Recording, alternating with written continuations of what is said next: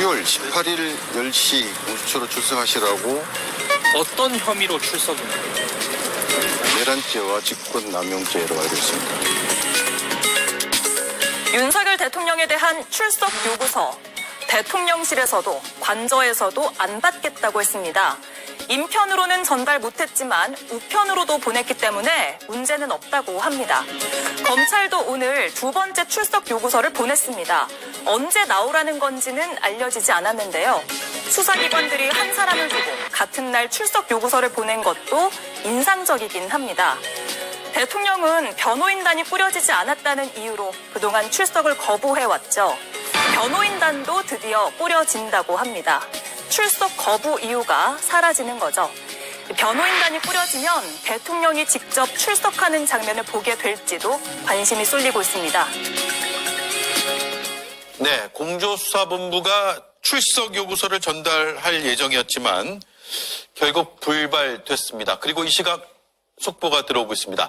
윤 대통령 변호인단 대표의 김홍일 전 방통위원장이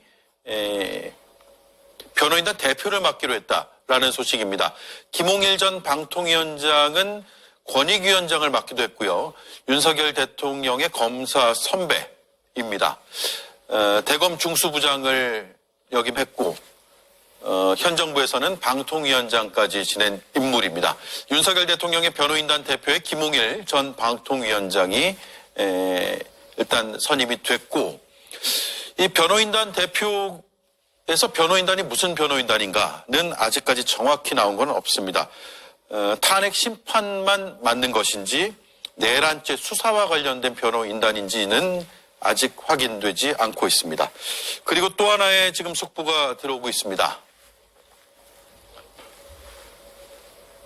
네, 윤 대통령 탄핵 심판 주심이 결정이 됐습니다. 정형식 헌법재판관입니다.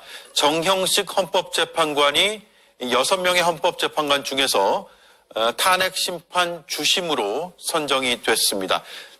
탄핵 심판 주심은 헌법재판관 중에서 랜덤, 그러니까 전자 추첨 형식으로 결정을 하는데 정형식 재판관이 결정이 됐다고 합니다.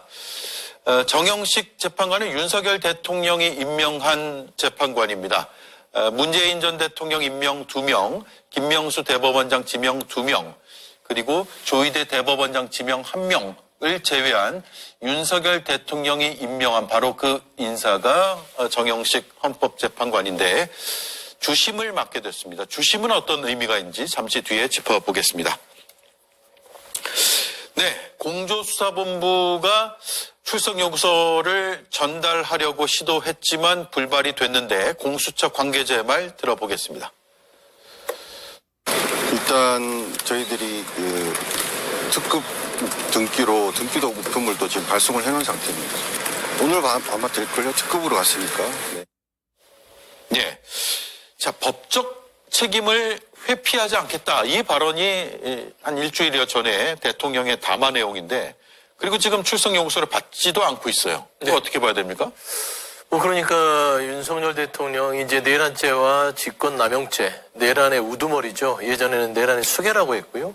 그 피해자가 됐는데 본인이 그 국민 앞에 서서 법적, 정책 책임 떳떳하게 이겨내고 피하지 않겠다 했잖아요. 온통 거짓말입니다. 그러니까 윤석열 대통령이라는 분이 가장 잘하는 거를 이번에 국민들이 깨달았을 겁니다. 가장 뛰어난 능력, 거짓말이 하는 능력이 있는데 참 어떤 생각이 드냐면요. 지금 검찰과 공조본에서 보낸 이 출석 요구서를 이렇게까지 피하는 거 보면 가짜 출근이 떠오릅니다. 기억나실 겁니다. 경찰을 활용해서 출근할 때 빈 차를 보내고 늦게 출근하는.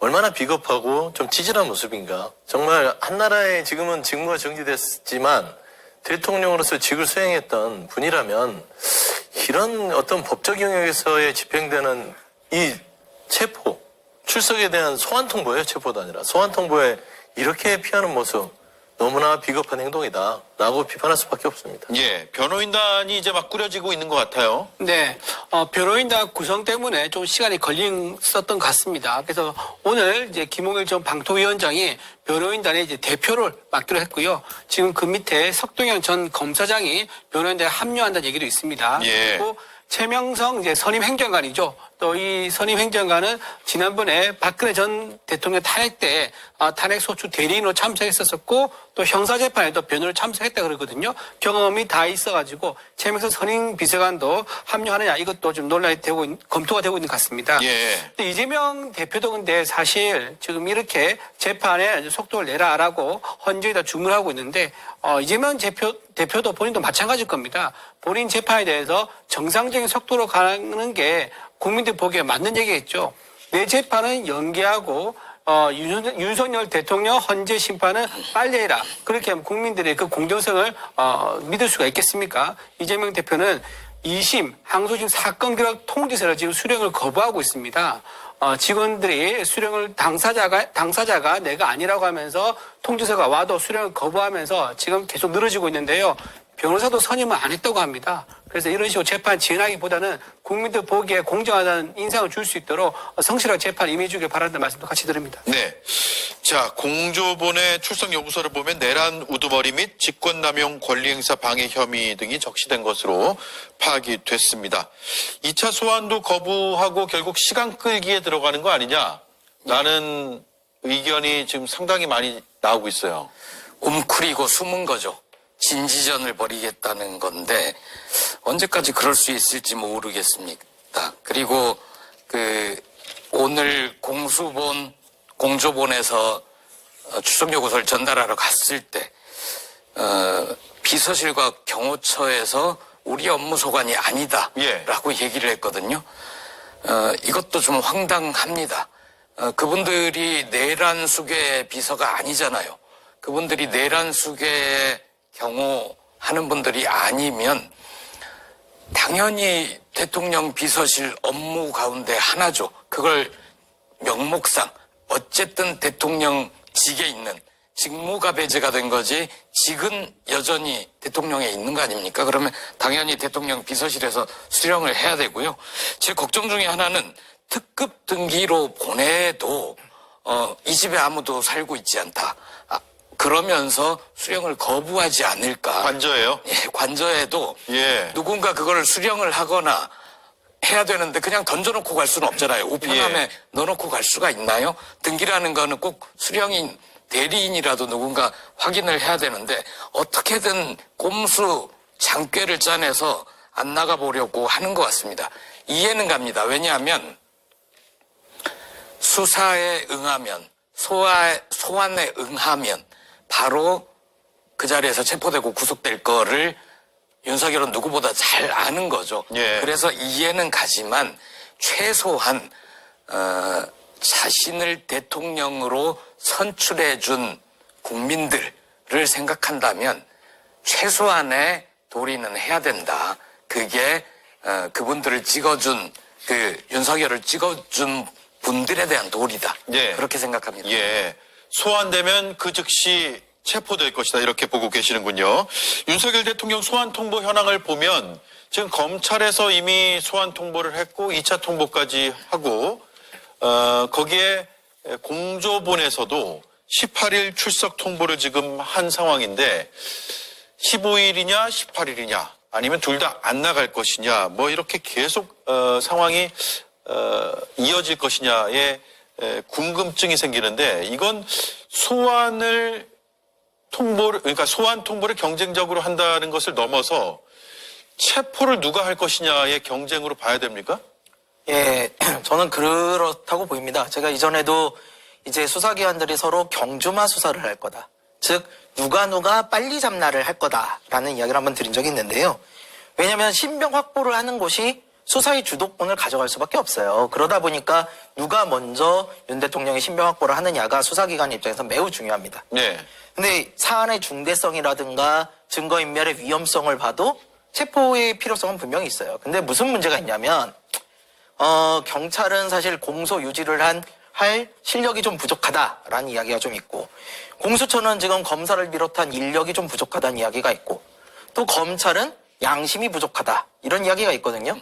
그러다 보니까 이 세 군데가 다 부족함이 있다 보니까 제 생각에는 좀 특검을 통해 가지고 윤석열 씨가 가장 싫어하던 그 특검을 통해 가지고 하는 게 좀 낫지 않나라는 생각을 좀 하는데요. 네. 이 특검법에 의하면은 사실 압수수색이나 이런 것들도 기존의 기밀 같은 경우는 공공기관장이 거부할 수 있게 되는데, 이 특검법 안에는 그런 것도 못하게 다 되어 있어요. 그러다 보니까 저는 특검을 통해 가지고 이번 상황을 규명하는 것이 국민들이 신임을 얻기에 좀 더 낫지 않을까라는 생각을 합니다. 예. 자, 어느 곳이든 출석하면 바로 체포할 가능성이 있다라는 의견들인데, 그 누가 체포해야 돼요? 국민 입장에서 누가 체포하는 게 좋습니까? 그냥 상식적으로 따지면 공조본이 체포하는 게 맞죠. 왜냐하면 법률적 근거, 내란죄의 법률적 근거를 갖고 있는 것은 경찰의 국수본입니다. 그 중심으로 모인 경찰, 공수처, 국방부의 조사본부가 있는 곳이 체포를 하는 게 맞습니다. 네. 그래야만 처음에 내란죄로 이 법률적 근거를 가지고 조사를 해야지, 검찰은 직권남용으로 시작해서 내란죄를 추가하기 때문에 나중에 본안재판을 갔을 때 그 수사 부분에 대한 근거에 있어서의 법적인 또 리스크를 안게 됩니다. 네. 그래서 상식적으로는 공조본에서 하는 게 맞고요. 특히 검찰은 수사에서 손을 떼야 될 상황이 됐습니다. 최근에 나오는 보도들을 보면 JTBC 단독에도 나왔지만, 심우정 검찰총장의 직속인 디지털 포렌식 팀이 이번 내란에 협조했다는 여러 가지 증언들이 나오지 않았습니까? 예. 그러면 지금 심우정 검찰총장이 검찰을 지휘하고 있는데, 이 검찰이 이 내란에서 본인들이 협조한 부분들이 드러날 부분에 있어서 최소한 수사를 폭넓고 좀 뚜렷하고 투명하게 할 수 있느냐라는 점은 의심이 가지 않습니까? 네. 그렇기 때문에 저는 검찰이 손을 떼야 되고요. 두 번째, 검찰은요, 윤석열 대통령의 친정 아닙니까? 예전에 우병우 민정수석 검찰 수사받을 때 국민들이 경악했던 거 기억할 겁니다. 들어갈 때는 그냥 뭔가 좀 카메라 프레쉬를 받으면서 들어갔지만, 안에 들어가서 팔짱 끼고 검사 후배들한테 그래 적당히 시간 빼고 나갈게, 이런 수사가 될 수 있기 때문에. 두 손 곱게 모은 후배들이었죠. 그렇죠. 그런 상황이 더 재현될 수 있기 때문에 저는 경찰과 공수처, 국방부한 말하자면 공조본에서 수사를 하는 게 맞다. 검찰은 즉시로 손을 떼야 된다라고 저는 좀 주장하고 싶습니다. 예. 자, 다시 돌아가서 소환은 곧 체포다라는 것 동의하세요? 지금 수사 기관들이 방금 말한 것처럼 그 경주마 이제 식으로 이제 체포를 하는, 누가 먼저 하느냐, 이 여기에 굉장히 사활을 거는 것 같은데요. 저는 이제 수사 기관들이 이제 현직 대통령, 그러니까 지금은 살아 있지 않습니까? 현직 대통령을 체포하게 되면 이거는 굉장히 수사 기관으로서 역사적으로 한 번 있을까 말까 기념비적인 일이라고 생각을 해서, 마치 트럼프를 누가 먼저 쟁취하느냐 이런 식으로 수사할 거라고 저는 생각하지는 않습니다. 그럼 우리는 좀 하고 있지 않은데, 문제는 뭐냐면 수사기관이 혐의를 얼마 정도 입증할 수 있느냐, 이게 문제인 것 같아요. 왜냐하면 체포를 하더라도요, 이건 영장 없이 체포하는 거는 48시간 내에 풀어줘야 됩니다. 그리고 48시간 뒤에 영장을 쳐야 된단 말인데, 그렇다 그러면 지금 현재 증거가 다 확보되어 있느냐, 여기에 대한 문제가 있을 거고요. 또 하나, 지금 증언이 엇갈리고 있거든요. 엇갈리고 있는 이 부분에 대해서 과연 법원이 구속영장을 청구할 수 있느냐, 구속영장 받을 수 있느냐라는 부분이 좀 문제가 될 수 있을 것 같아요. 그래서 네. 무리해서 긴급 체포를 했다가 영장이 기각돼버리는 이런 사안을 좀 염두에 둔다 그러면은 이 체포가 좀 신중해지지 않을까, 이런 생각도 좀 듭니다. 예. 제가 속보로 전해드렸는데 김홍일 전 방통위원장이 변호인단 대표를 맡기로 했습니다. 어떻게 평가하세요, 김보엽 의원님? 김홍일 전 방통위원장, 이분 참 싸게 논다라는 생각이 듭니다. 왜냐하면 권익위원장을 했고 방통위원장을 하기는 했지만 그때 임기를 제대로 채운 게 없습니다. 임기를 제대로 채워서 그 기관에서 이런 업적을 남겼구나, 이런 일을 했구나, 기억에 남는 일이 없어요. 그냥 후배 윤석열이 여기 꽂으면 여기로 가고 저기 꽂으면 저기로 가고 장기판에 졸처럼 다녔어요.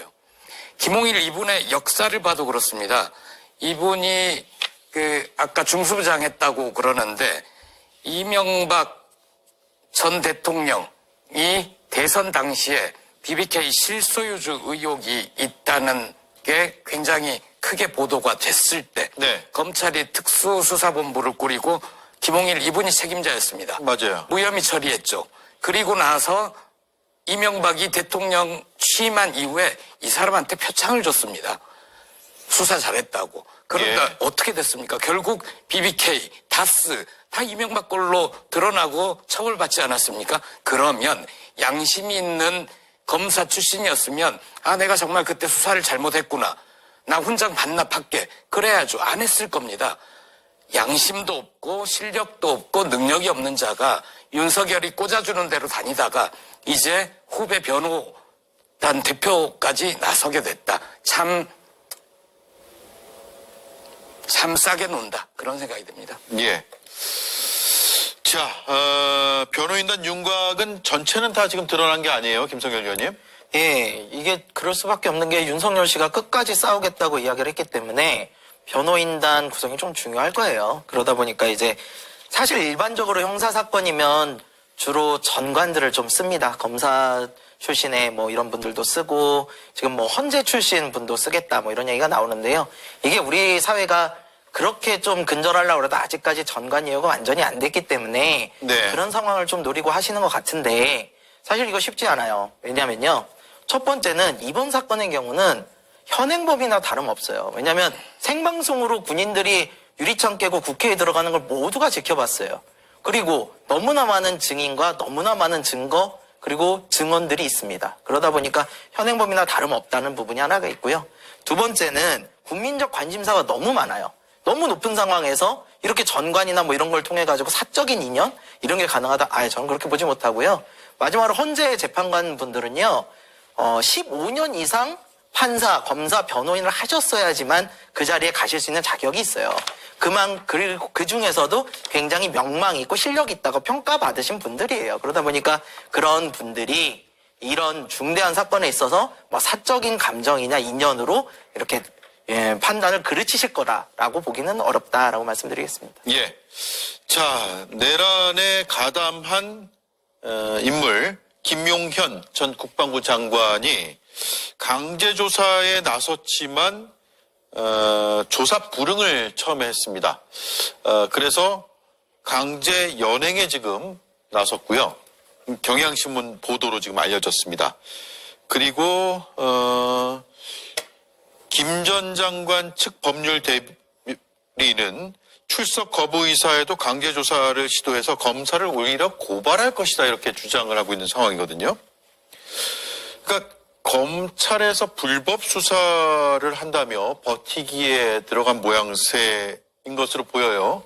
네, 지금 들리는 말로는요, 검찰의 영장주의를 위반했다라고 주장하고 있고요. 예. 또 변호인으로부터 조력받는 권리가 있는데 그걸 침해받았다라고 주장하면서 강제 구인이니까 인치를 하겠다 그랬죠. 구인해서 조사하겠다고 하니까는 아까 말씀하신 대로 변호사가 그러면 고발하겠다고 했는데 그래서 그런지 그걸 또 취소를 했습니다. 인치를 취소한 상태고 지금 결과적으로는 진술을 거부하고 있는 모양새가 예. 되고 있습니다. 그런데 이제 밖에서 보면은요, 어떤 혐의가 있거나 피의자한테 진술 거부하는 모습이 굉장히 뭔가 비겁해 보이고 이렇게는 보이는 면이 있습니다. 하지만 피해자의 당사자가 되면요, 이건 진술 거부권은 당연한 권리이기도 합니다. 실제로 조국 전 대표는요, 조국 사태 때 자녀 입시 부정이 있을 때 많은 국민들이 광장에 나와서 조국 구속을 얘기했지만 결국 어떻게 했습니까? 조국 대표가 들어가서 법률적으로 다투는 게 아니라 진술 거부를 했습니다. 1심, 2심 내내 진술을 거부를 했었고요. 또 문재인 전 대통령의 사위 불법 채용 의혹 이거 관련해서도요. 사위는 진술 거부를 했었고요. 백오르 민정비서관도 진술 거부를 했었고요. 조국 당시 민정수석도 역시 진술 거부를 했습니다. 이재명 대표도 마찬가지입니다. 작년에 대장동 사건, 위례 사건으로 검찰 출석했을 때 12시간 동안 진술 거부했었고요. 그 다음 달 또 출석을 요구했지만 진술을 거부를 했습니다. 그러니까 밖에서 보는 사람들은 의혹이 있으면 적극적으로 해명하는 게 당연하게 보이겠지만 피의자 당사자가 되면 이건 법적 권리로 피의자들이 진술 거부할 수 있는 모양이 나온다. 그건 어쩔 수 없는 부분이 좀 있다. 이렇게 좀 말씀드리겠습니다. 이준우 위원이 사정이 다급하고 그런 건 이해는 합니다. 그런데 윤석열을 비호하기 위해서 윤석열 내란 세력을 비호하기 위해서 이재명, 조국, 기타 등등의 정치인을 들여오는 거는 저는 적절치 않은 것 같아요.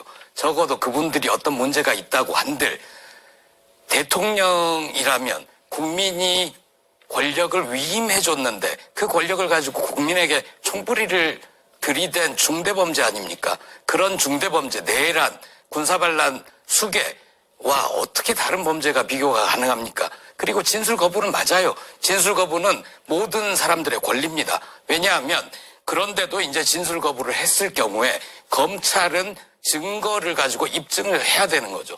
그런데 이 진술 거부권을 얘기를 하면서 조국이니 이재명 대표니 이런 분들을 끌어들이는 건 좀 적절치 않은 것 같아요. 사정 급한 건 이해합니다. 예, 저도 여기까지 할게요. 자, 최영주 의원님. 네. 김용현 전 장관 측이 검찰이 민주당으로부터 수사 가이드라인을 제공받았다 이렇게 주장을 하고 있는 것 같아요. 네네. 그러니까 최근에 그 언론 보도를 보면은 김용현 전 장관의 변호인이 자유통일당 부정선거를 주장하던 그 통일당에서 추천해준 거기를 변호했던 사람으로 변호인이 선임됐다. 라면서 좀 여러 가지 그 입장이 이상하게 좀 변했다고 하는데요. 민주당이 수사 가이드라인을 검찰이 바뀌었습니까?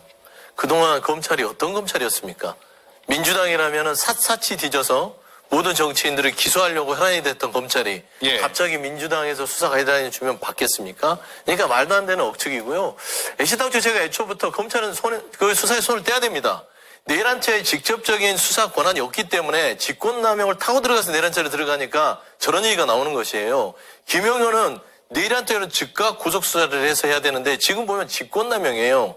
거기에 내란의 중요 임무를 했다고 하지만 직접 수사권이 없으니까 법적 다툼이 당연히 생기는 겁니다. 저는 김용현 부분도 저 말하자면 공조본으로 넘겨서 내란죄로 직접 수사를 하고 전체적으로 하나의 질서 있는 수사가 이루어져야 하는데 검찰은 지금 현재 전체적으로 보면 김용현만 보더라도 수사를 방해하고 있다. 예. 그래서 검찰이 수사에서 손을 떼라. 감당이 안 되는 것 같습니다. 예. 자, 마지막으로 헌법재판소만 잠깐 짚고 넘어갈게요. 김성일 위원님. 네. 주심 재판관이 정해졌습니다. 주심이 역할이 뭐 절대적으로 큰 건 아니잖아요. 네. 주심 재판관이 쉽게 말씀드려서 우리가 토론회나 이런 거에서 발제자 정도 생각하시면 될 거예요. 발제자요. 예, 그래서 어떠한 이 사건은 어떠한 내용이다라고 이제 설명하는 그런 건데요. 이 내용이 워낙 중요하다 보니까 발제자가 뭐라고 하셔도 다른 분들도 다 각기 엄청 많이 보실 거라는 거예요. 그렇기 때문에 뭐 주심 재판관이 누가 되는 것이 큰 영향이 있다라고 보기는 좀 어려운 부분이 있습니다. 네. 그보다는 오히려 저는 헌법재판소에서 수명재판관, 즉 준비기일을 정하는 그 수명재판관을 2명을 이례적으로 좀 임명을 한 것을 좀 주목을 하는데요. 이 수명재판관이 사실 재판이 본격적으로 들어가기 전에 증거나 증인들을 정리하는 이런 역할을 하거든요. 근데 이거를 2분이나 하셨다는 거는 굉장히 이번 사건에 대해서 적극적으로 빨리 처리를 하겠다라는 예. 의지를 보여준 거예요. 신속하게 하겠다. 그렇습니다. 그래서 헌법재판관의 이런 의지는 국민적 여망을 반영한 것으로 보고요. 이런 여망을 반영하는 만큼 결과도 국민들이 이해할 수 있는 수준으로 나오지 않을까 생각을 합니다. 예. 헌법재판관의 분포는 사실 저희가 누가 지명하느냐 또 성향이 진보냐 보수냐 이렇게 언론에서 분류를 하고 있지만 오로지 헌법으로 판단하는 기관이기 때문에 헌법이 기준이 될 수밖에 없고요. 또 박근혜 전 대통령 탄핵 심판 때도 역시나 만장일치로 나왔잖아요. 그건 뭐 보수 진보 이런 문제를 떠나서 헌법적 가치 위헌이냐 아니냐 이런 것들 위법적이냐 아니냐 이런 것들을 종합 판단하기 때문에 헌법의 기준만 우리가 생각한다면 어떤 판단이 나올지는 충분히 알 수 있을 것 같습니다. 자, 다음 이슈로 넘어가겠습니다. 이수진 앵커가 브리핑하겠습니다. 국민의힘 당대표직을 내려놓습니다. 최고위원들의 사퇴로 최고위가 붕괴되어 더 이상 당대표로서의 정상적인 임무 수행이 불가능해졌습니다. 이번 비상계엄 사태로 고통받으시는 모든 국민들께 진심으로 죄송합니다.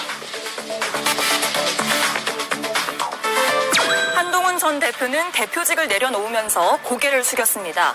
하지만 탄핵 찬성을 후회하진 않는다고 말했습니다. 불법 계엄을 막고 민주주의를 지키는 게 진짜 보수의 정신이라고 했습니다. 같은 시각 국회 건물 밖에서는 휴대폰으로 기자회견을 지켜본 지지자들이 눈물을 흘렸습니다.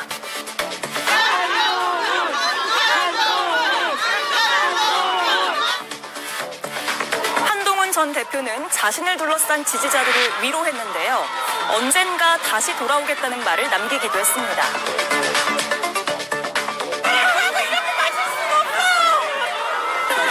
저를 지키려고 나서지 마세요. 제가 여러분을 지켜요. 고맙습니다.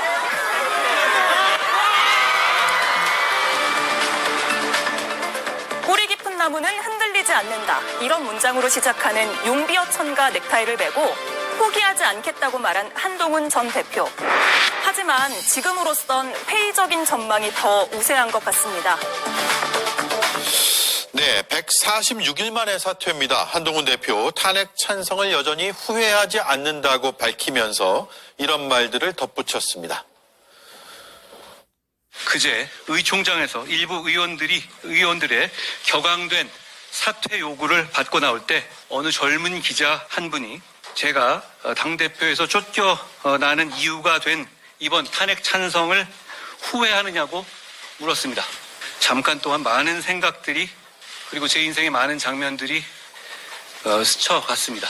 마음 아프신 우리 지지자분들 생각하면 참 고통스럽지만 여전히 후회하지 않습니다. 네, 가장 궁금한 것부터 들어볼게요. 이준 의원님, 그리고 서영주 의원님. 정치인 한동훈의 미래는 여전히 있다, 없다.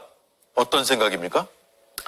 미래는 한동훈 대표 본인이 만들어 가야죠. 예, 지금 당장 지금 상태에서 보면요, 일단 어두워 보이기는 합니다. 하지만 지금 한동훈 대표는요, 그동안 평가가 주로 나왔던 게 너무 서두른다, 너무 성급하다, 이게 일관된 평가였습니다. 지난 총선 패배의 원인은 이제 한동훈 대표에게 있는 거라고 온전히 말할 수는 없죠. 하지만 분명히 선거 기간 동안 있었던 전략의 실패는 있었습니다. 집권 여당으로서 총선에 임할 때는 비전과 미래를 보여줘야 되는데 그러지 않고요.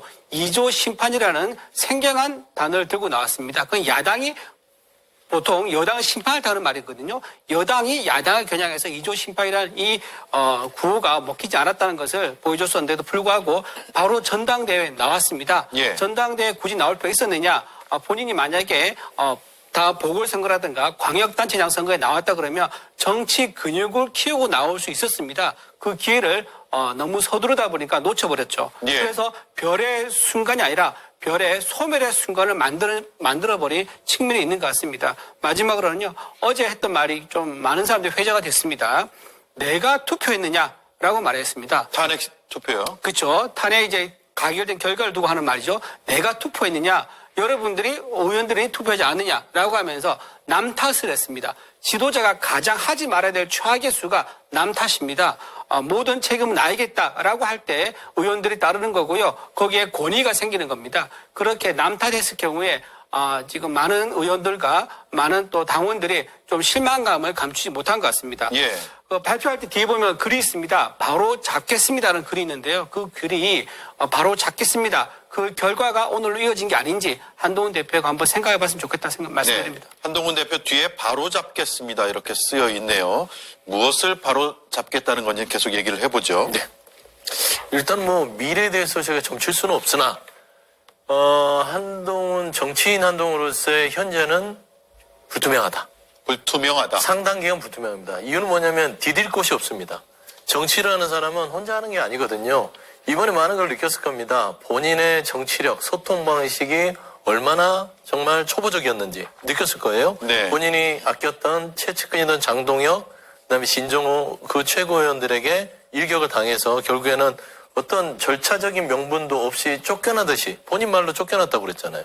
쫓겨나듯이 나왔고요. 두 번째는 지금 국민의힘은 내란 동조당이 돼버렸습니다. 부역한 당이라고 국민들이 손가락질하고 있을 거예요. 예. 그런 의미에서는 어디를 디디고 정치를 할 겁니까? 본인 혼자 멋있게 멋있는 메시지에 국민과 가겠다? 무소속으로 나올 겁니까? 그러니까 지금 현재 국민의힘은 폐허가 돼버렸어요. 민심과 등졌는데 국민의힘이 회생하는 데 얼마나 걸릴까요? 그런 의미에서는 디딜 곳이 없다. 그래서 한동훈 대표의 미래는 불투명하다라고 할 수밖에 없는데요. 단 한 가지 얻고 간 건 있습니다. 지난 148일 동안 유일하게 단기 속성 과외를 받았죠. 2번의 사퇴를 했습니다. 한 번은 총선 패배 때 사퇴. 비대위원장 사퇴요. 그렇죠. 이번에는 내일한 그것도 본인이 아니라 본인과 친했던 형 윤석열의 사고로 인해서 또 나옵니다. 근데 2번의 사퇴가 참 윤석열과 한동훈 이 두 사람의 인연이 악연으로 된 거예요. 총선 때도 보세요. 론종섭 대파. 본인이 아꼈던 형 때문에 모든 걸 수수받다가 사퇴했죠. 예. 다시 어렵게 63% 돌아왔는데 또 본인이 아끼던 형 윤석열이 이런 내란죄를 저지릅니다. 이게 20년의 인연이 악연으로 마무리되는 상황이라서 좀 아이러니하긴 한데요. 한동훈의 미래 아직은 있다 없다보다는 불투명하다. 네. 그렇게 말씀드리고 싶습니다. 그렇네요. 공교롭게 지난 14일에 정치적인 운명이랄까요? 두 사람의 정치적인 운명이 14일에 일단락이 된 것으로 보이죠. 자, 김보엽 위원님 어떻게 보세요? 한동훈 대표는 여러 평가가 있잖아요. 끝났다. 예. 아니다. 불투명하다. 박지 않다. 자질과 능력 면에서는 이미 대중의 평가가 끝났다고 봅니다. 그런데 본인 스스로 대중의 시선을 즐기는 것 같아요. 그래서 이미 한번 이 세계에 들어와서 맛을 진하게 봤거든요. 이런 분들은 다시 돌아옵니다. 그냥 내가 능력이 모자라서 나는 이쪽 분야에서 잘 안 되는 사람이야 라고 객관적인 평가를 못하고 이렇게 한번 그 강한 빛에 노출됐던 사람들은 그 빛을 잊지 못하고 다시 돌아옵니다. 오늘도 보면 이런 얘기도 했어요. 계엄이 잘못이라고 해서 민주당과 이재명 대표의 폭주와 범죄 혐의가 정당화되는 것은 아닙니다. 이런 얘기를 했는데 네. 이 얘기는 하나 고리를 걸어둔 겁니다. 뭐냐면 나중에 다시 돌아올 때 내가 미리 경고하지 않았느냐. 이렇게 이재명의 독주가 계속되는 것을 우리는 두고 봐서는 안 된다. 내가 맡겠다 하면서 돌아올 거예요. 예. 그런데 이재명 대표의 독주가 가능했던 거는 그의 형 윤석열이 스스로 탄핵의 늪으로 걸어 들어가서 내란의 힘 정당까지 같이 망하게 해버렸기 때문에 가능했던 거거든요. 그래서 예. 돌아오려고 무지 이 고리를 하나 걸어놓고 출마의 명분으로 삼으려 할 텐데 그게 대표직이든 대통령직이든 지방선거든 모르겠으나 쉽지는 않을 거다. 돌아와서도 잘 되지는 않을 것 같다. 이렇게 생각합니다. 네. 자, 검사 시절에 윤석열 대통령과 한동훈 전 대표의 모습이 여러 사진을 통해서 저희가 찾아보니까 남아있더라고요. 그래서 준비해왔습니다. 저게 꽤 오래전입니다. 검찰총장이거나 중앙지검장 시절이고요. 서울중앙지검에서 근무하던 모습 뭐 이런 오래된 사이였죠. 두 인물의 정치적인 운명이 서로 다른 이유로 상당히 공교롭게 일단락되는 그런 모습을 보고 있습니다. 김성열 의원님. 네. 그런데 여기서부터 그런데요. 한동훈 대표의 호불호를 떠나서 지금 당에서 쫓겨나다시피 나오는 거는 국민들이 원하는 쪽을 했기 때문에 쫓겨난 거 아니에요? 네, 좀 아이러니하죠. 계엄을 막았고 네. 탄핵을 찬성했기 때문에. 네. 그렇게 표면적으로는 보입니다. 예. 네, 근데요, 사실은 그랬다고 해서만 쫓겨나는 건 아니에요. 왜냐면 중간에 본인께서 왔다 갔다 한 측면도 분명히 있었고, 거기에 가장 결정적인 순간은 뭐냐면요. 본인이 한덕수 총리하고 같이 서가지고 내가 위임받았으니 내가 국정운영 해보겠다라고 이야기했던 그 부분이 너무 결정적이었어요. 네. 좀 전에 자료화면이나 보셨겠지만 제가 한동훈 위원장이었으면은 내가 윤석열이라는 사람과 20년을 같이 했고 그랬으니 나도 책임이 있다. 그러면 내가 이 상황에 대해서 수습하고 수습이 끝나는 대로 사퇴하겠다. 만약에 이랬으면은 오히려 얘기는 완전 정반대가 됐을걸요. 근데 그러지 않고 그 상황에서 내가 권력을 가져가겠다라는 어떻게 보면 가면 속에 진짜 얼굴을 좀 보인 거예요. 그러다 보니까 보수층에서는 이런 생각을 한 거죠. 아니 지금 초상집에 와가지고 본인 샴페인 터뜨리는 거냐? 라는 이야기가 나올 수 있어요. 이렇게 되었기 때문에 한동훈 대표의 지지율이 훅 떨어지면서 당을 쫓겨날 수밖에 없는 상황이 된 거다. 만약에 지지율이 그렇게 안 떨어졌으면요. 왜 또 쫓겨나지 않았을 거예요. 저는 예. 자업자득의 부분이 있다고 봅니다. 그러면 결국 중도층의 마음도 잃었다라고 봐야 될까요? 맞죠. 왜냐하면은 아까 그 상황에서 한한 공동 국정운영 상황에서 일반 국민들이 이렇게 생각을 해요. 아니 대통령 권한이라는 게 니들 마음대로 누구 마음대로 주고받고 하는 거냐. 누가 너한테 이런 걸 줬느냐. 여기서 굉장히 안 좋은 생각을 할 수밖에 없었을 겁니다. 예. 이 정치를 이제 잘 몰라서 초보라서 제가 정치 유아기를 겪고 있다고 늘 얘기했는데 이게 좀 참 값비싼 수업료를 치른 거예요. 이게 정치라는 게 한동훈이라는 정치는 이렇게 생각했을 거예요. 그냥 벽돌을 하나씩 쌓다 보면 하나 좀 고장나면 하나 또 끼워놓고 하나 예. 끼워놓고 그게 정치가 아니라 정치는 탑 같은 거예요. 공든탑 왜 무너진지 아십니까? 밑돌이 빠져버리면요. 한꺼번에 아무리 쌓아도요. 무너져 버립니다. 그만큼 정치라는 건 늘 국민의 민심을 살피고 조심조심 가도 그 탑을 쌓을까 말까 한 게 정치 영역인데 너무 쉽게 본 것이에요. 예. 그렇기 때문에 그냥 대중들한테 멋부리고 멋있는 말하고 그다음에 당내에서도 정치력보다는 본인의 어떤 인기도만 믿고 여기까지 온 것이지 않냐. 그리고 두 번째 시기 아까 말씀하신 대로 김성년 의원 말대로 12월 3일부터 14일 그 본인이 그 오랫동안 대중한테 쌓였던 이미지를 그 10일 안에 다 까먹은 겁니다. 오락가락하는 모습, 오락가락이 중요한 게 아니라 뭔가 권력에 탐닉하고 내란을 일으켰던 대통령과 야합하는 모습. 예. 거기에서 똑같구나 라는 이미지가 바뀌는 순간 14일 날 이거를 되돌리려고 해도 그 치명상은 굉장히 컸다. 저 발언, 7일 발언 있잖아요. 그렇습니다. 총리와 협의해서 국정 운영을 챙길 것이다. 네. 그러니까 국민은 탄핵 소추에 힘을 실을 것으로 봤는데 갑자기 국정 운영에 나서겠다라는 취지의 발언이 나와서 저 부분이 핵심인 것 같아요. 그렇죠. 저게 굉장히 큰 핵심이죠. 본인이 뭔가 소통령이라는 별명도 있었는데 이러려고 그동안 윤석열 대통령과 각을 세워서 뭔가 궁지에 몰아넣고 권력을 탐닉하려고 했구나. 예. 나는 오해를 합니다. 그거 법적 근거 없습니다. 본인이 검사 출신이고 원리원칙을 따졌는데 법적 근거 없는 통칭을 하려고 했단 말이에요.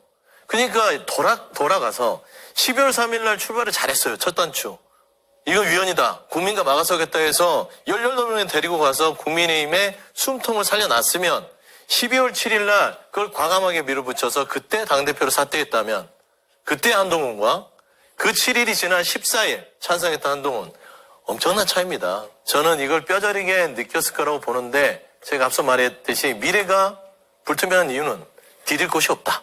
국민의힘은 아직도 내란 우두머리 윤석열 대통령을 품고 있는 내란 동조당이기 때문에 언제 돌아오겠습니까? 저는 좀 그런 의미에서 한동훈 대표는 여러 가지 실기를 했다고 봅니다. 예. 자, 친한계. 이 자리 친한계는 굳이 따지면 안 계신 것 같아서 친한계의 목소리를 좀 들어보겠습니다. 신지우 전략기획부총장은 사고는 대통령이 쳤는데 책임은 당 대표에게 뒤집어 씌우는 격이라고 빗대면서 비판했습니다. 한동훈 대표가 사퇴 위기에 몰리니까 많은 사람들이 사고는 윤 대통령이 쳤는데 왜 책임은 한동훈에게 뒤집어 씌우느냐. 그리고 굉장히 그로테스크한 장면들이다. 이런 것들을 국민들이 어떻게 평가하느냐, 하겠느냐 이런 얘기들을 많이 듣고 있거든요. 네, 그리고 박근혜 전 대통령의 탄핵 당시에 배신자 낙인이 찍혔던 유승민 전 의원도 현재 여당 상황을 이렇게 비판했습니다. 아니, 우리가 무슨 조폭입니까? 그걸 어떻게 감쌉니까? 근데 그거를 갖고 배신이라고 하는 프레임에 덮어 씌우는 거는 이거는 진짜 8년 전에도 그렇고 지금도 그렇고 잘못된 거죠. 우리 당이 제일 잘못한 게 뭔지 아십니까? 8년 전 탄핵에서 배운 게 없는 겁니다. 8년 전 탄핵 이후에요. 우리 당이 진짜 괴멸될 위기에 처했고 보수 정치가 망할 위기에 처했지 않습니까? 그러면 지난 8년간은 새로운 보수 정치, 국민들한테 진짜 사랑받고 지지받는 새로운 보수 정치를 위해서 우리 스스로 혁신하고 노력했어야 되는데 그걸 못했어요. 네. 자, 2016년에 배신자 프레임이 지금도 유효한 것인가에 대해서 짤막하게 한 말씀씩 들을게요. 김보엽 위원님. 예, 유효한 것 같습니다. 그런데 저는 이번에는 결론이 좀 다르게 날 것 같습니다. 그때는 박근혜 탄핵에 찬성했던 분들이 결국 당을 나와서 따로 살림을 차렸고 뭐 나중에 돌아가신 분도 있지만 그때 어쨌든 박근혜 탄핵에 찬성했던 분들이 정치적 생명을 이어갔습니다. 그때 극렬하게 반대했던 분들은 지금 소리 소문 없이 사라진 분들이 많고요. 탄핵에 찬성했던 분들이 사라진 분이 많다는 거죠. 탄핵에 그렇습니다. 반대했던 분들이 여전히 생명력이 강하다. 그런데 이번에는 대체로 내란의 힘이라는 오명을 쓰고 있는 국민의힘 의원들 약 80% 정도가 12명을 제외하고 기권 반대 11명까지 포함해서 20명 남짓한 사람을 제외한 85명이 압도적인 다수가 반대를 했거든요. 네. 그래서 이번엔 살아남기 힘들 것이다. 결론이 어떻게 날지 모르겠지만 결국은 내란 동조를 했지 않습니까? 내란 세력을 아직도 감싸고 있지 않습니까? 스스로는 윤석열이 자랑스럽지 않음에도 윤석열 체포와 처벌에 대해서 적극적으로 나서지 않고 있지 않습니까? 그러면 국민들이 보기에 저 사람들은 위험한 사람들이다. 내란 수괴를 감싸는 정당이구나. 저 정당 어떻게 해야 되나? 위헌정당 아니야? 헌법에 위배되는 정당 아니야? 다음에 조기 대선 치르고 나서 새 정부가 들어서면 정부가 국민의힘을 위헌정당이다. 심판 청구를 할 수 있습니다. 그럼 과거에 통합진보당이 위헌 심판을 받아서 역사 속에 사라졌던 것처럼 저는 지금 현재 국민의힘도 대단히 위험한 상태에 있다. 나중에 해산당할 수도 있다. 그렇게 봅니다. 예, 바로 의견을 들어야겠네요. 이준우 의원님. 네, 작년에 이제 이런 비슷한 상황이 있었습니다. 야당에도 있었습니다. 작년에 이재명 대표가 9월이었죠. 체포 동의안이 국회에서 가결됐었습니다. 그때 야당에서 난리가 났죠. 배신자가 누구냐? 이재명을 배신한 사람 누구냐? 그래서 비명계에서는 이렇게 얘기했습니다. 당 대표의 사법 리스크를 우리가 해소할 수 있을 것 아니냐라는 소수 의견이긴 하지만 그런 얘기가 나왔었습니다. 그때 정청래 최고원이 뭐라고 했냐면요. 검찰에 노란한 민주당에 있는 가결파가 폭거를 했다라고 이제 규정을 했었어요. 그러면서 이제 체포 동의안에 투표한 사람을 색출하자라는 얘기가 있었는데 정치는요 혼자 하는 게 아닙니다. 한동훈 대표가 혼자 소수만 하다가 저렇게 당에서 지금 나오는 모습이 된 것처럼요. 정당은 각자 정당의 가치를 위해서 동조하는 사람들이 모여서 하는 겁니다. 지금 저희는 보수 우파의 가치를 지키는 게 중요한 거죠. 물론 윤석열 대통령의 비상계엄을 옹호한 건 다른 문제입니다. 그러지 않고 지금 우파에 있는 진영들은 그럼에도 불구하고 보수가 가진 가치까지 괴멸시키거나 그 보수가 가진 지향점까지 가루가 되어서 사라져야 되는 건 아닌 겁니다. 그래서 우리 정당들이 서로 뜻을 모아서 당론을 만들고 했을 때는요, 그 당론을 지키자는 게 그래서 규정이 있는 거거든요. 그 당론에 어긋난다고 해서 배신자 프레임을 씌우는 거, 그거는 저는 여당이든 야당이든 다 그건 옳지 않다 그런 생각합니다. 예. 자, 지금 우리는 2016년의 배신자 프레임이 2024년에도 통할 것인가? 여당에서요. 이 얘기를 하고 있는데 민주당을 인용했기 때문에 바로 드리죠. 그러니까 뭐 민주당을 인용하든 누구를 인용하든 간에요. 이거는 16년의 상황보다 더 큰 상황입니다. 군을 동원해서 전두환처럼 민주주의를 파괴하려고 무력으로 통치하려고 시도했던 사람입니다. 온 국민과 전 세계가 다 봤습니다. 이런 나라로 추락시킨 사람을 보호한다? 그러니까 본인 안에서 내란 수괴를 보호하네 마라로 배신자 프레임 하는 국민의힘, 국민들이 어떻게 생각할까요? 국민을 배신한 정치인은 향후 10년간 또는 20년간 그 대가를 톡톡히 치러야 될 겁니다.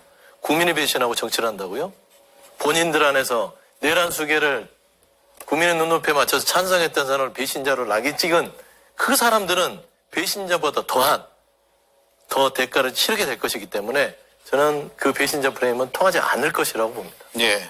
저는요 보수의 가치를 지키자 그 말을 한 겁니다. 예. 보수의 가치가 민주주의의 파괴를 막는 게 가치라면 그렇게 해서는 안 되죠. 무엇보다 중요한 거는 보수의 가치는 본인들의 권력을 지키는 게 아니라 대한민국을 지탱했던 민주주의를 파괴하는 사람을 처단 그리고 거기에 대해서 응징하는 것들이 저는 보수의 가치를 알고 있습니다. 자, 그러면 진보의 가치는 범죄자여도 감옥에 안 보내는 게 진보의 가치입니까? 내란과 그 지금 재판 과정은 아예 다르기 때문에 조금 또 궁색해질 수 있으니까 그만하세요. 그거는. 자, 여기까지 하죠. 가치를 두면서 가치에 대해서 얘기하죠. 다 가치와 임무를 얘기하면 어떡합니까? 가치는 지켜져야 됩니다. 진보의 가치도 소중하다 생각하시죠? 보수의 가치가 소중하다 생각하는 거는 그리고 우리나라 전반적인 그런 거는 저기 이재명 대표가 공선법의 유죄를 받고 그다음에 본인의 형사재판의 유죄를 받는 거와 민주주의가 무슨 상관입니까? 지금 민주주의를 군합발로 짓밟아서 나라를 전복시키려 했던 내란 수괴에 대해서 어떻게 비교가 된다고 보세요? 그런 내란 수괴를 지켜주는 게 보수의 가치라면 제가 아니라고 말씀드리지 않습니까? 정치사를 다시 써야 됩니다. 예. 자, 그런 프레임을 짜서 말씀하지 마시고요. 지금 현실입니다. 프레임이 아니라 현실. 가치하고 임무를 다르다고 말씀드립니다. 다시 한번. 네, 마지막으로 김성열 의원님. 네, 일단 사실관계부터 좀 말씀을 드리면요. 박근혜 전 대통령 탄핵 당시에 찬성하셨던 분들 지금 중진으로 계세요. 예, 찬성했던 사람들이 날아간 게 아닙니다. 대표적으로 지금 권성동 의원님 당시에 탄핵 소추했던 법사위원장이에요. 예. 예. 나경원 의원님은 그때 탄핵 찬성 안 했나요? 오히려 찬성하셨던 분이 남아있고요. 반대를. 죄송합니다. 제가 아까 거꾸로 얘기했나요? 아, 그래서 제가 바로 잡아드린 건데요. 예. 예, 오히려 반대를 하셨던 저 친박 쪽 의원님들은 소리 소문 없이 사라지셨어요. 왜 그러느냐. 아, 그래요? 그러면 제가 바로 잡은 게 틀렸네요. 예. 그게 왜 그랬냐면은 결과적으로는 국민을 배신하면 안 되기 때문이에요. 그 당시 당의 지도부는 다른 생각을 해도 돼요. 근데 국민을 배신하면은 결국에는 결과가 그렇게 되는 거고요. 앞서서 가치 이야기하셨기 때문에 한 말씀만 더 드리면 저도 보수의 가치를 존중합니다. 특히 보수 가치 중 제가 제일 존중하는 거는요. 안보 그리고 법치 두 가지예요. 이 안보와 법치를 이번에 윤석열 씨는 좀 해친 부분이 너무 크다고 저는 봐요. 그렇기 때문에 보수가 그 가치를 정립하고자 한다면 이번 기회에 딱 끊고 새로 좀 시작을 하셔야 된다라고 말씀을 드리고 싶습니다. 예. 자, 다시 한번 정리할게요. 김보엽 의원과 우리 김성일 의원이 말씀하신 내용은 당시에 박근혜 전 대통령의 탄핵에 반대했던 사람들, 그러니까 당시에 대다수 민심에 반했던 분들이 현재 거의 남아있지 않다. 예, 역사의 그 저편으로 말씀이네요. 사라졌다. 그리고 오히려 그때 탄핵을 주장했던, 대통령 퇴진을 주장했던 분들이 여전히 정치권에 많이 남아있다. 즉 국민의 민심을 따라야 된다. 네, 이렇게 정리하면 되겠네요. 네, 그겁니다. 예, 알겠습니다. 제가 배신자 프레임에 갇혀 있는 것 같아요. 예, 한동훈 대표는 국회를 찾은 자신의 지지자들 만났는데 다시 한번 그 장면을 자세하게 보겠습니다. 추운 날 여기 많이 와주셔서 고맙습니다. 여러분, 저는 괜찮습니다. 여러분, 저는 이 나라가 잘 되게 하는데 끝까지 최선을 다할 겁니다. 여러분 고맙습니다. 제가 이거 아까 제가 쓴 건데요. 한번 봐주십시오. 대표님, 우리하고 한동훈 걱정 마시고요. 저를 지키려고 나서지 마세요. 제가 여러분을 지키겠습니다. 고맙습니다. 예, 서영주 의원님. 네. 지지자들이 국회 안까지 많이 왔습니다. 네. 안타까울 수 있죠. 본인들이 좋아하는 정치인이 따지고 보면은 승승장구하지 않고 저렇게 쫓겨나듯이 나오는 것은 참 속상한 일일 거예요. 유해를 떠나서. 다만 한동훈 우리 전 대표 참 아직 정치를 많이 배워야겠다. 좀 속된 말로 멋이 많이 들어갔습니다. 정치는 조금 담백해야 되고요. 물론 지지자들에게 어떤 용기를 주기 위해서 하는 것도 있지만 메시지나 제스처나 모든 것들에 있어서는 조금은 숙고하는 시간들을 길게 가져야 될 것 같은데요.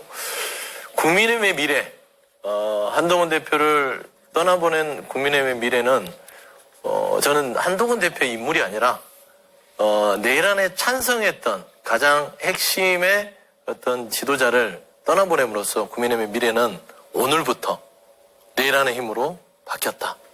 좀 안타까운 일인 것 같습니다. 예. 자, 정당 지지도를 한번 볼까요? 오늘 발표된, 그래서 아마 내란 혐의와 그리고 불법 계엄 사태가 다 반영이 돼 있는데, 아주 근소하게 내려간 정당도 있고, 조금 비교적 많이 오른 정당이 있는데, 두드러지는 건 국민의힘보다 민주당의 지지도가 산술적으로 보면 2배가 높게 나왔다는 점입니다. 이 점은 국민의힘 입장에서 상당히 아픈 부분이고, 오늘 한동훈 대표의 사퇴 이후에 국민의힘 지지율이 어떻게 될지는 상당히 궁금해요. 조금 전 우리가 이제 배신자 프레임도 다뤄봤지만, 민심을 따르거나 혹은 다수의 민심이라고 판단되는 것을 옹호했던 대표가 물러남으로써 소수 지지층의 목소리만 대변하려는 정당이 된 것이 아니냐, 이런 비판도 일각에서 나오거든요. 이준 의원님?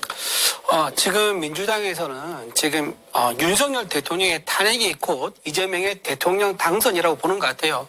저는 굉장히 위험하고 너무 앞서간다라고 말씀드리고 싶고요.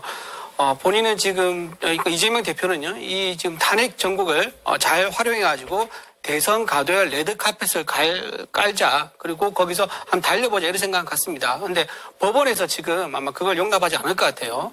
지금 이제 바로 밑에가 되는 게 조국 전 대표입니다. 조국 예. 전 대표가 예고한 대로 2월 12일 날 대법원 선고 확정이 됐습니다. 조국 대표가 이제 선고 기일을 연기달했지만 법원이 받아주지 않았죠. 그러니까 그게 무슨 의미냐면요. 조국은 조국이고 탄핵은 탄핵이고 이재명은 이재명이다. 이거를 염두에 두고 있습니다. 문재인 정부 때 법원이 가졌던 많은 비판 중 하나가 뭐냐면 재판을 지연시키는 거였습니다. 지연된 정의는 정의가 아니다. 우리 여러분 다 알고 있는 내용 아니겠습니까? 그 내용을 사법부가 이번 기회에 바로잡겠다라고 강한 의지를 드러내고 있기 때문에 이번에 2심이 아마 2월 말이나 3월 될 것 같은데요. 그 결론이 나오면은 이재명 대표도 스스로 반성할 시간을 갖게 될 거다. 그렇게 생각합니다. 예. 이재명 대표 얘기를 하셔가지고. 그러니까 뭐 이제 이준호 의원 지금 한동훈 전 대표 얘기를 하고 있었는데. 네. 그러니까 뭐 이제 이준호 의원한테 가면 모든 게 이제 이재명 대표로 이제 나오는 그런 굉장히 뛰어난 능력을 갖고 계시는데요. 이번 내란의 이 과정들을 보면 이재명 대표가 한 건 아무것도 없어요. 가만히 있었잖아요. 왜 이 지금 내란 수의 피해자가 된 윤석열 이분이 이재명 대표를 도와주려고 그러게 했을까요? 왜 이재명 대표한테 뭐를 책임을 주죠? 이재명 대표는 재판을 받고 있었고 정해진 또 2심이 있고 대법원의 판결을 앞두고 있었어요. 그거를 지연전략을 쓰던 저든 간에 길어봐야 한두 달이에요. 근데 비상계엄 이런 불법계엄을 통해서 나라를 조기 대선의 전국으로 몬 건 온전히 내란 속의 윤석열 이분의 책임 아닙니까? 근데 이재명 대표한테 책임을 묻는지에 대해서는 굉장히 많은 국민들이 의문심을 가질 것이다. 네. 중요한 건 국민의힘부터 내란의 힘에서 벗어났으면 예, 좋겠다. 2심 재판 송고서부터 수령해 주시길 좀 부탁드립니다. 네. 자, 여기까지 하죠. 네 분 말씀 잘 들었고.